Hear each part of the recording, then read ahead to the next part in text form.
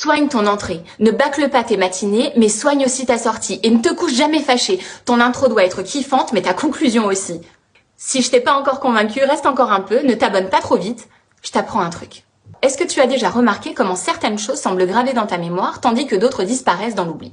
Si ça t'intrigue, tu es au bon endroit, parce que je veux te parler de l'effet de récence et de l'effet de primauté. Imagine que tu rencontres une personne pour la première fois.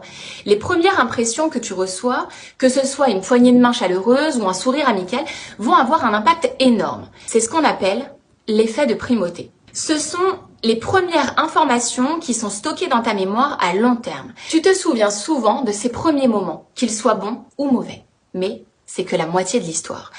Parce que l'autre moitié réside dans l'effet de récence. Si tu as déjà assisté à une présentation où le conférencier a conclu par un message puissant, tu te souviens probablement mieux de cette conclusion que du contenu intermédiaire. C'est l'effet de récence qui est à l'œuvre. Les informations les plus récentes vont avoir tendance à être mémorisées plus facilement. Mais pourquoi est-ce que c'est important pour toi? Eh bien, ces deux effets ne sont pas seulement des curiosités psychologiques, mais ils ont des implications réelles dans ta vie.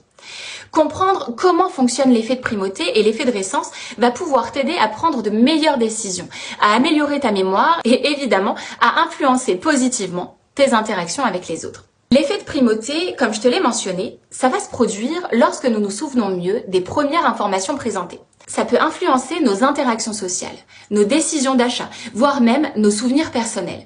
Savoir comment l'effet de primauté fonctionne te permettra de mieux comprendre pourquoi tu te souviens de certaines choses et pas d'autres. Tu pourras également utiliser cette connaissance pour faire passer un message important dès le début d'une présentation, d'une négociation ou bien d'une conversation. En ce qui concerne l'effet de récence, il est souvent à l'œuvre quand on doit se rappeler d'une liste, d'instructions ou bien d'informations importantes. En sachant comment fonctionne cet effet, tu pourras, là encore, organiser tes listes de tâches de manière à te rappeler facilement des éléments essentiels. Tu pourras aussi mieux gérer les informations que tu reçois au quotidien, que ce soit au travail, à l'école ou dans ta vie personnelle.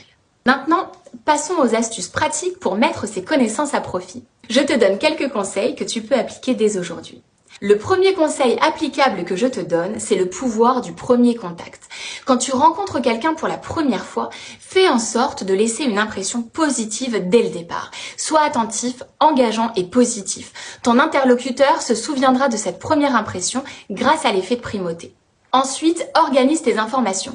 Si tu as une liste de tâches à accomplir, place les éléments les plus importants au début et à la fin. Ça exploite l'effet de primauté et l'effet de récence pour t'aider à te souvenir de ce qui compte le plus pour toi.